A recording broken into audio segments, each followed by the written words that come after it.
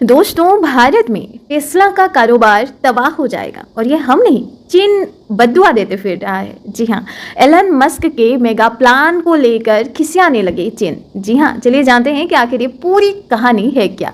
दरअसल दोस्तों, टेस्ला के सीईओ एलन मस्क की भारत में इलेक्ट्रिक कार फैक्ट्री खोलने की योजना चीन को ना बिल्कुल पसंद नहीं आई है। हालांकि इसके शुभारंभ से पहले ही उसने बद्दुआएं देनी शुरू भी कर दी है। जी हाँ, बद्दुआएं देनी शुरू कर दी है चीन ने।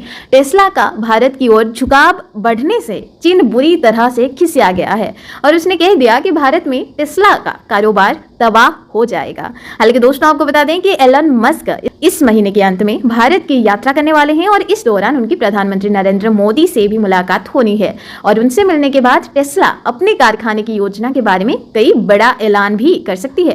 हालांकि दोस्तों, आपको और एक चीज भी यहाँ पर जानकारी आपको होनी चाहिए कि दिग्गज कारोबारी एलन मस्क लंबे समय से उनकी सरकार से बातचीत चल रही है और वो भारत में कम ड्यूटी पर कारों का आयात करना चाहते थे। हालांकि इसके उलट सरकार चाहती थी कि वो स्थानीय स्तर पर कारों की मैन्युफैक्चरिंग करें। हालांकि सरकार ने पिछले महीने अपनी नई ईवी पॉलिसी की घोषणा भी कर दी है, जिसके बाद टेस्ला के भारत में एंट्री की बातें चलने लगी हैं। माना जा रहा है कि एलन मस्क इसके बारे में भारत आने पर घोषणा कर सकते हैं और भारत की नई ईवी पॉलिसी टेस्ला के अनुकूल होने की संभावना भी है। हालांकि दोस्तों, ये और बात है कि चीन को टेस्ला की भारत में एंट्री की योजना कतई रास नहीं आई है, लेकिन ग्लोबल टाइम्स को चीनी सरकार का मुखपत्र माना जाता है और उसने टेस्ला को आमंत्रित करने के भारत के महत्वाकांक्षी कदम पर भविष्यवाणी कर दी है। और इस चीनी माउथपीस ने कहा है कि टेस्ला का ये प्लान काम नहीं करने वाला है। कारण है कि भारतीय बाजार परिपक्व नहीं है उतना, वो इसके लिए बेहद कम तैयार है। भारतीय बाजार के लिए ये बहुत जल्दी हो जाएगा।